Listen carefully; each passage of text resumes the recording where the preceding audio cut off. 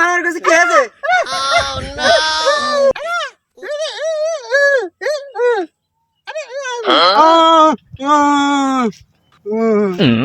সমুদ্রের দুই পাগলে টাকা পাই আওয়া বাদে দিয়েছে, কোনো কায়দায় টাকাটা ধারতে হবে।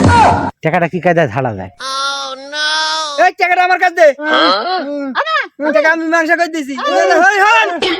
ওই মসজিদ আনা ওখানে দিচ্ছি আমি যাই।